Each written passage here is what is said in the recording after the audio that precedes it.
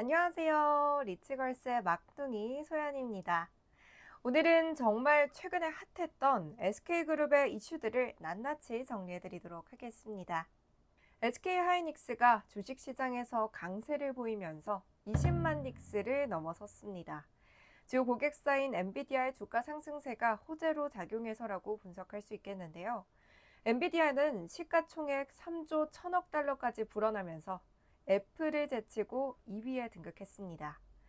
이는 애플과 마이크로소프트에 이어서 역대 세 번째로 시총 3조 달러를 넘어섰는데요. 이른바 3조 달러 클럽에 가입한 것이죠. 이런 엔비디아의 호실적에 SK하이닉스가 큰 수혜를 받고 있는 것으로 분석됩니다. SK하이닉스는 엔비디아의 그래픽 처리 장치에 탑재되는 고대역폭 메모리인 HBM을 가장 큰 비중으로 생산하고 또 납품하고 있는데요. 업계에서는 SK하이닉스의 HBM 시장 점유율이 지난해 48%에서 올해 60%까지 확대될 것이라고 보고 있습니다.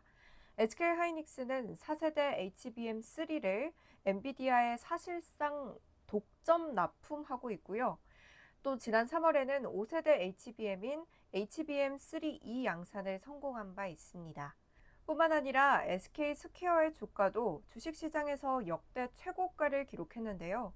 SK하이닉스의 실적 기대감과 자회사인 웨이브와 티빙의 합병 소식, 그리고 이혼 소송의 여파가 영향을 준 것으로 풀이됩니다.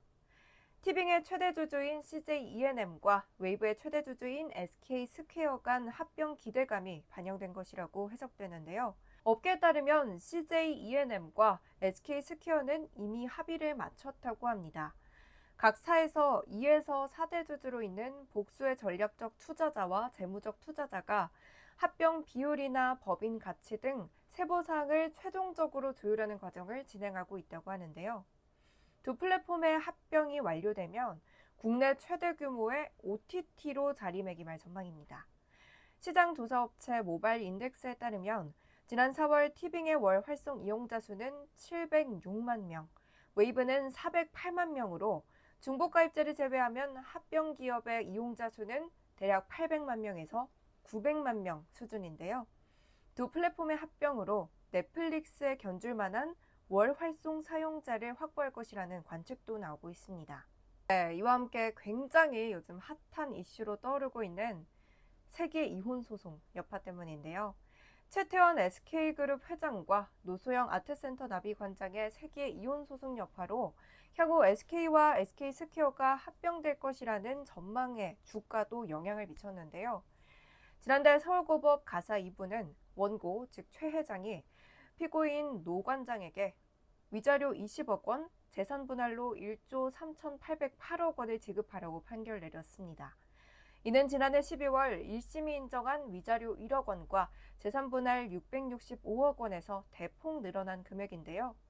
SK그룹의 가치 증가나 경영활동에 노 관장의 기여가 있었다고 인정한 것이라고 판단될 수 있겠습니다.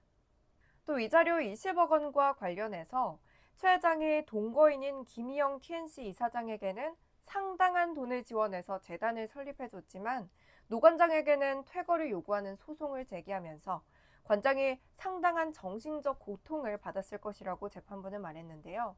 또 SK 주식도 공동재산으로 재산 분할 대상이라고 판단했습니다.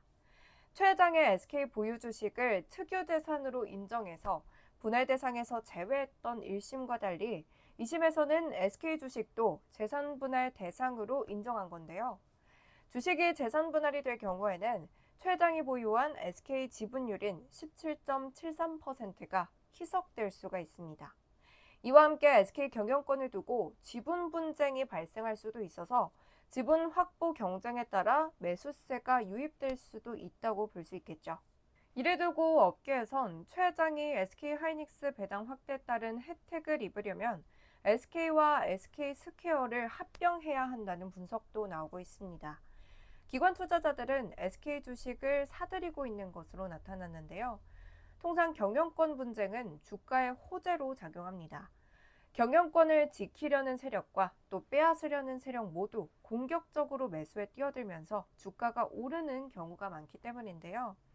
실제로 2019년 한진그룹 오너 일가의 경영권 분쟁 당시 한진칼의 주가는 6개월 만에 4배 이상 뛰었습니다. 일부 투자자들 사이에서는 SK그룹주가 한진칼 사태 때와 마찬가지의 흐름을 보이는 게 아니냐는 이야기까지 나오고 있습니다. 이렇게 항소심 판결을 두고 여전히 설왕설래가 이어지고 있지만 사건의 최종적 판단은 이제 대법원에게 맡겨져 있습니다. 가사노동의 가치와 기업 재산의 사회적 영향력이 모두 커진 지금 대법원에서는 어떤 판결이 나올지 기다려보겠습니다. 네, 다음 주도 저희 리츠걸스와 함께 하시면서 꼼꼼한 투자 전략 세워가시면 좋겠습니다. 지금까지 리츠걸스의 막둥이 소연이었습니다. 모두 성투하세요.